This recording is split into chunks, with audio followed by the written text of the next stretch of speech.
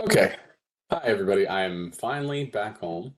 Sadly, everybody on the plane on the way up and everybody on the way on the plane back was like coughing and snotting and snorting and hawking at phlegm.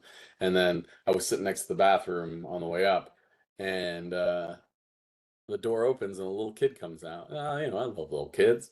And a little kid looks at me and I'm like, "Oh, how you doing, little buddy?" And just sneezes directly into my mouth. So I'm pretty sure that I'm gonna get some sort of plague from this child and everybody else that was sick and coughing, and I can already feel it. Like I feel my throat being sore. So I'm gonna try to get all of this stuff done before I get sick because I know it's coming. So anyway, the last topic that I was covering, we did passive membrane transport. I just wanted to finish up active, and this is like 2 seconds. So we did our passive mechanisms. We talked about all of these. Now, active mechanisms, remember, what is the difference? We have two types of transport mechanisms. You have passive and active. Passive means that it's going to travel down its concentration gradient, which means what? If it's traveling down its concentration gradient, it doesn't require energy, doesn't require any ATP.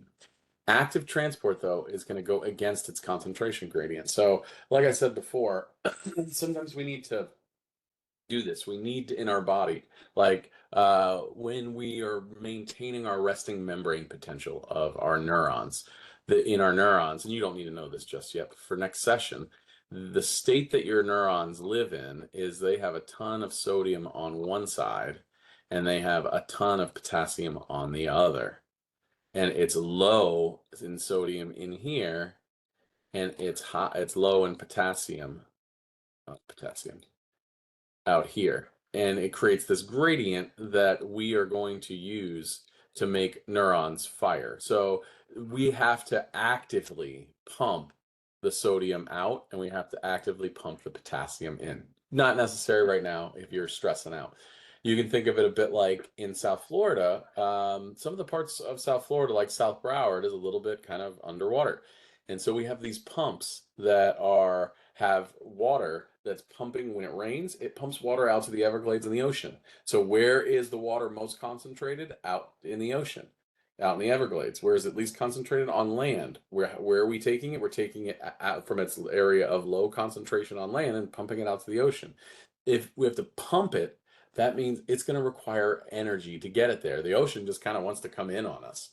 Um, and you can look at it from this thing too. If we have a low concentration here and a high concentration here, to walk up the hill, it's going to require energy. So that's the main thing about active transport. So one of the examples is the sodium potassium pump. We also have calcium pumps as well. The types that we have, one is going to be the sodium potassium pump, which I just described to you. And then there's endocytosis and exocytosis. So what is that? Well, imagine there is a bad guy, right? Bad guy.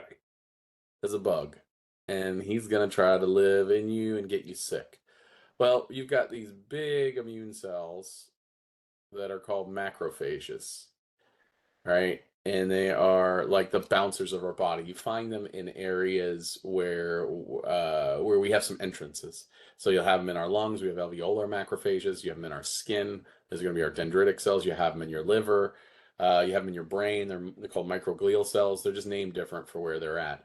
So what they can do is they can endocytose things. So what they'll do is they'll come and they'll eat this guy by what's called phagocytosis. So phagocytosis, phage, like that prefix means to eat. So it creates these pseudopods or these fake feet, and it reaches out and it ingests them and it brings it into the body. So that's endocytosis, phagocytosis. And then what it does is it puts it into a vesicle. This is why it's called vesicular transport. And now the bad guy's stuck in this bubble. And now what are we going to do with the bad guy inside here? We're going to combine it with what? What organelle do you think you'd want to digest the bad guy? Yeah, you're right. A lysosome. That's your lysosome, because remember, lysosomes digest things. So it digests the bad guy, and then all that's left is little debris particles of it, and then it's going to spit it out the other side. And that's called exocytosis, is when you spit things out. And we exocytose a bunch of different things. It's just when you combine the vesicle with a membrane and it spits out the product that's in there. That's all active transport is. So those are the two examples.